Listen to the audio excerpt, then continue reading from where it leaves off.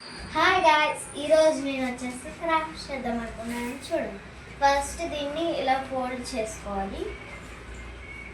తర్వాత మళ్ళీ దీన్ని ఇలా ఫోల్డ్ చేసుకోవాలి. మళ్ళీ దీన్ని ఇలా ఫోల్డ్ చేసుకోవాలి.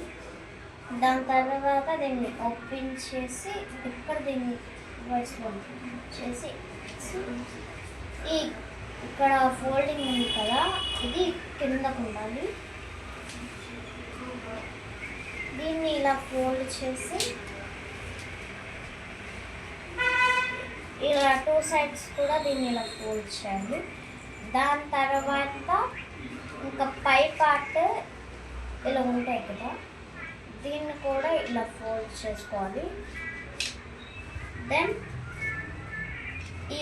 ఇక్కడ ఉంది కదా, దీన్ని ఇలాగా బ్యాక్ సైడ్ ఫ్రంట్ సైడ్ ఇలాగా టూ సైడ్స్ ఫోల్డ్ చేసేసుకోవాలి.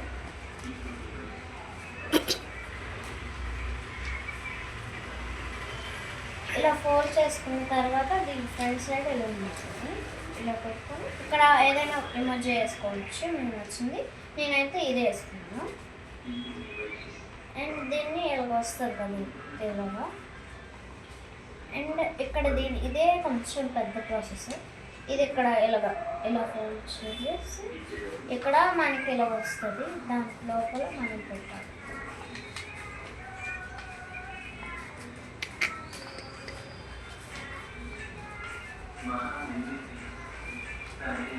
అండ్ ఇటు సైడ్ కూడా అలానే చేసుకోవాలి.